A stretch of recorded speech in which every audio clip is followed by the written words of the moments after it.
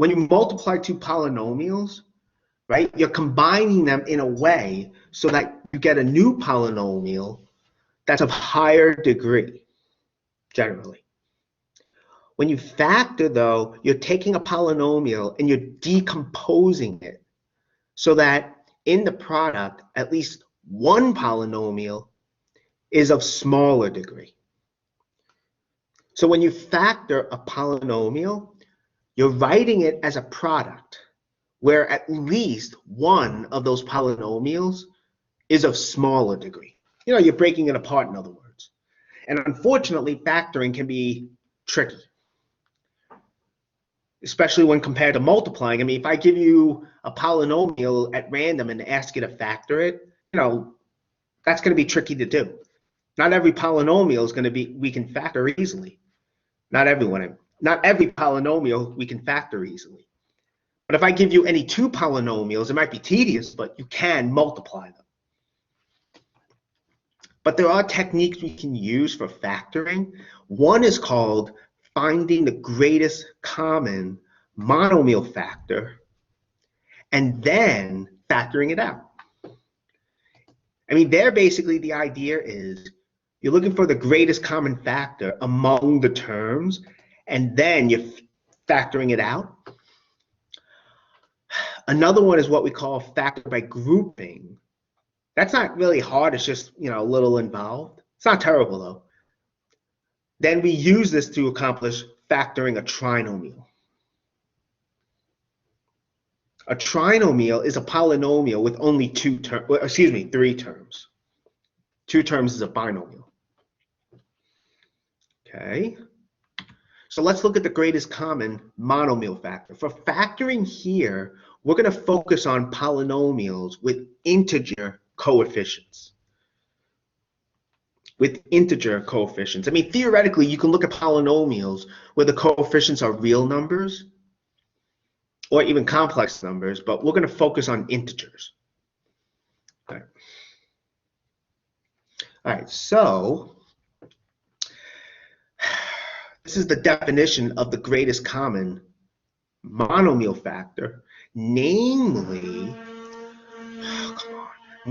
this term, b times x to the m. Okay, namely that term, b times x to the m. It's called the greatest common monomial factor, the GCF that is, of a polynomial in x. It's the GCF if two things happen. B, the coefficient here, is the greatest common factor among the coefficients of the polynomial and the constant term. B is the greatest common factor, again, of each coefficient of the polynomial and the constant term. M is the smallest exponent of x among the terms. If there is a non-zero constant term, though, then you don't have x to the m in the GCF. Or if you go back to that convention where x to the 0 is 1, you could just take m to be 0.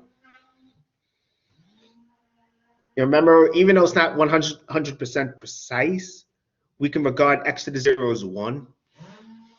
Okay? But again, if there is a non-zero constant term, the GCF can't have a variable in it. You know, the whole idea is you want to take something out of each term, but if there's a non-zero constant term, there's no x's there to take out. And really with factoring, once you know what the GCF is, you factor it out. So that's what you do. Okay. Just like with integers, right? Once you know what that once you know what that GCF is, the way you factor it out is you put it in front with parentheses, and then you divide by each term. You divide each term by it, excuse me. You divide each term in a polynomial by it. You know, it's just like with integers, right? You know, for instance, if you have 50, right? You know 5 is a factor. Okay, well, how do you factor out 5? You put it in front, and then you divide to see what's left over. You divide to see what's left over. So that's how you get 5 times 10. It's the same thing with the GCF though, okay? Same thing. Okay. And when we divide monomials, you know, remember how we multiplied, we did certain rules? We could do the same thing with dividing. Namely, you divide the coefficients and you subtract the exponents. See? You divide the coefficients and you subtract the exponents. That's what we do. Okay. Again, that will come into play since for the GCF, you're dividing each term by the GCF. Okay? Good, good. All right. So let's do an example of this, okay? Let's say we have 3x to the 4 plus 9x squared. Let's find the GCF. Remember, it's of the form bx to the m, right? Now, m you can get right away, right? The smallest exponent of x here is 2, so m is going to be 2. But what about b? Well, we have 3 and 9 as our coefficients, right? The factors of 3 are 1 and itself. The factors of 9 are 1, 3, and 9. Well, what's the greatest common factor then? It's 3, right? The biggest common factor, the biggest factor in common. Factors here have to be positive. I know depending on certain math classes, negative numbers can be factors. Here, only positive numbers can for the purpose of factoring. So the greatest common factor among the coefficients here is 3. And so the GCF then is 3 times x squared. You know, b is 3, m is 2, so we have 3 times x squared. Good, good. Okay, so we know what the GCF is. What do we do next? We factor it out. How do we do that? It's just like what I said before with factoring out 5 out of 50, you know, just like factoring integers. 3x squared comes in front. Okay? And what's left? Well, how do you know what's left? You divide, like so.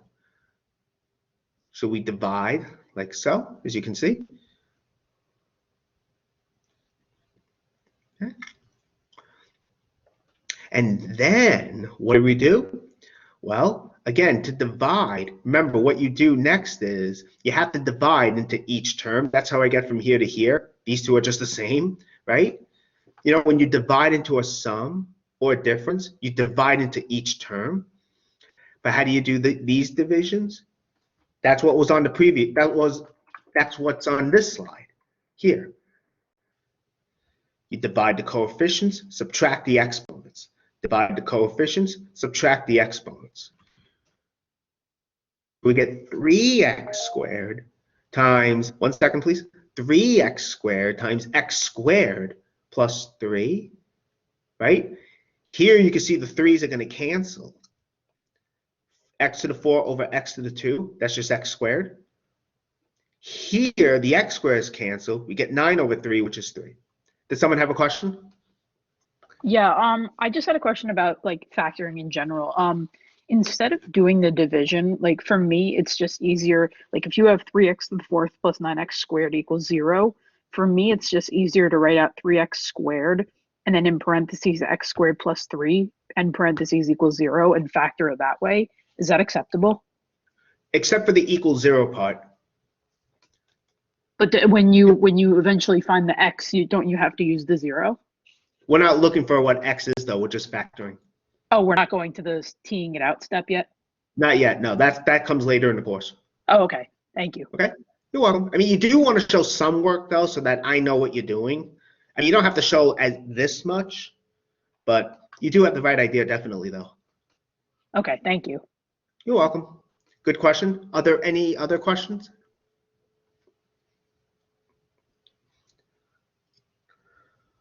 Okay. So from here, we have 3x squared, right? So what we get after factoring is this. And then I just check it, you know, again, as a check. If we were to multiply, we should get what we started, and we do. So, you know, it's good to check. Okay, so that's good. All right. Now, so we have this.